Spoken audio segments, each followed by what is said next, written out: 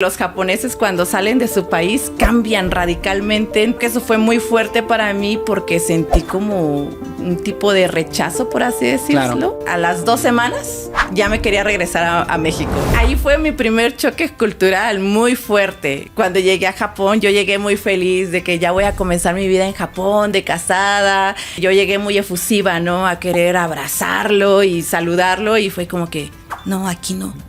Aquí no me toques. ¿Pero aquí había su familia? No. No, eran en la calle, pues. En la calle. Y yo sentí como muy extraño, ¿no? Fue el primer, así como que, algo pasa. Y no entendía yo nada. Después ya en la privacidad, como en el coche, yo, ay, hola. Y también era como que, no, tranquila, aquí no. Aquí la gente no se abraza en público. Aquí la gente no se saluda efusivamente en público.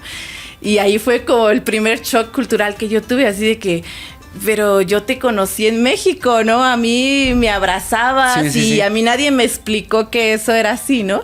Y yo recuerdo que eso fue muy fuerte para mí porque sentí como un tipo de rechazo, por así decirlo. Claro. Entonces, ese fue mi primer choque cultural, saber que en Japón la gente no se abrazaba, no se besaba. Para nosotros los mexicanos es común que tú saludas a alguien y lo abrazas, le das un beso, o si no tienes tanta confianza, a lo mejor el saludo de mano, ¿no? Pero en Japón eso, y todavía hace 20 años, no pasaba, no se veía, era como de muy mala educación, ¿no? Y esas cosas yo no las sabía y ahí fue el primer choque cultural muy fuerte que yo tuve. Dijiste que, ¿saben qué? Sí. Me regreso, pero al final nunca te regresaste, te quedaste. Ajá. Comenzamos así y después con el pasar de los días, otro choque cultural muy fuerte que me tocó con mi esposo fue que yo no sabía, no sé si tú sabes que los japoneses se les llaman los salaryman, o sea, como los hombres de oficina, ¿no? Ah, sí. Que he visto muchos reels y TikToks de esto, de cuando pierden el tren y luego Exactamente. El típico salaryman es que se van por la mañana al trabajo y saliendo del trabajo se van a beber con los jefes. Y entonces ya llegan a tu casa tipo 10, 11 de la noche, ¿no? Uh-huh. Ya con algunas copas encima y que al jefe no se le podía decir que no. Y era una cultura que yo tampoco conocía. Hace 20 años era mucho más marcado eso. Actualmente Japón también está evolucionando mucho, está cambiando mucho. Ahorita pues ya hay muchas empresas que están tratando de que no suceda eso, ¿no? Yeah. Pero cuando yo llegué, mi esposo era el típico salaryman, que se iba en la mañana y llegaba hasta en la noche. Y yo cuando me fui a vivir a Japón, pues yo aquí en México era muy joven, pero tenía mi vida más o menos resuelta, ¿no? Yo trabajaba entre semana con los japoneses. El fin de semana estudiaba a la universidad abierta. Tenía amigos, tenía familia, era muy independiente. Y cuando se me propuso ir a Japón, dije yo, bueno, pues voy a llegar a Japón, a lo mejor puedo estudiar japonés, hacer otras cosas, ¿no? Y te digo, el primer shock cultural fue ese porque en un momento me vi en Japón sola, en un departamento chiquito, y que mi pareja o la persona con la que yo me había casado se iba por la mañana, llegaba por la noche y decía yo, bueno, estoy sola encerrada en 4 paredes, ¿no? Y ahí fue donde yo dije, no me gusta esto, me voy a regresar a México. Okay. Sí. ¿Y qué te hizo quedar? Que quedé embarazada. Sí. Yo siempre digo que a lo mejor eso fue algo ahí, se movió la vida, el destino, Dios, no sé. Pero algo pasó que para que yo no me regresara fue eso, ¿no? De que enterarme de que estaba embarazada fue muy sorprendente para los dos, ¿no? Porque como no llevábamos mucho tiempo de casados, no era como el propósito tener hijos inmediatamente. Uh-huh. Y en ese momento sí, yo dudé mucho. Una, porque sí estaba muy enamorada. Sí, obviamente amaba a mi esposo, no me quería venir, pero sí era un estilo de vida que dije yo, no voy a soportar, ¿no? Uh-huh. Y ya después, antes de venirme, dije yo, bueno, estoy embarazada, ¿cómo me voy a ir? ¿Y cómo voy a abandonar al padre de mi hija? ¿Y cómo voy a alejar a mi futuro bebé de esta parte suya?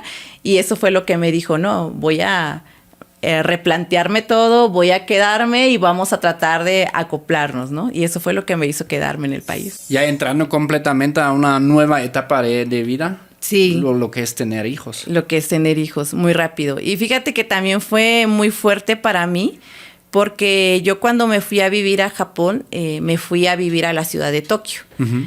E inmediatamente, como mi esposo y yo nos conocimos siendo parte de la misma empresa en Japón, se ve muy mal que, por ejemplo, él como japonés haya ido a México y que digan, fuiste a México y conseguiste esposa, te casaste. Entonces, lo que él dijo, ¿sabes qué? Vamos a mejor a renunciar a esa empresa y nos vamos a vivir a otra ciudad. Los dos. Yo ya no estaba trabajando ahí porque yo renuncié en México antes de casarme y él ya renunció ya estando en Japón, ¿no? Y nos mudamos a otra ciudad que es como más al norte de Japón, Niigata se llama, Murakami Niigata. Y ahí sí fue también otro choque cultural muy fuerte porque tú llegas a Japón y llegas, por ejemplo, a Tokio, que es la capital, una ciudad cosmopolita, hay de todo, te sorprendes de todo.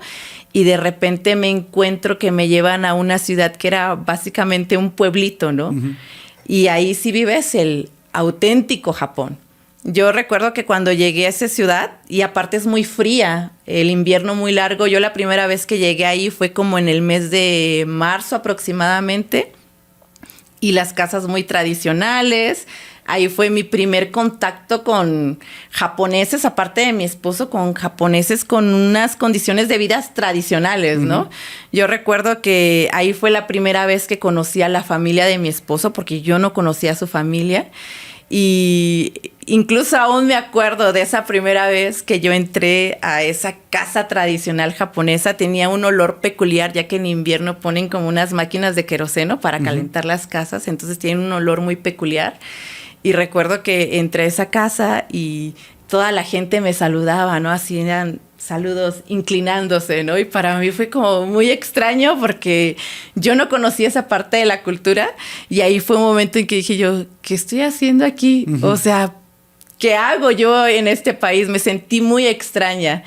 Pero dije yo, bueno, emprendí esta aventura y pues aquí me quedo. Y eso fue un choque cultural muy grande también para mí con la familia de mi esposo. ¿Y cómo reaccionas hacia un saludo así? ¿Tú también tienes que repetírselo? Sí, ¿o cómo es? Tengo una anécdota muy curiosa, porque la primera vez que yo conocí a mi suegra, mi esposo, o sea, te digo, yo hace 20 años, la verdad, yo llegué a Japón completamente, no sabía mucho de la cultura.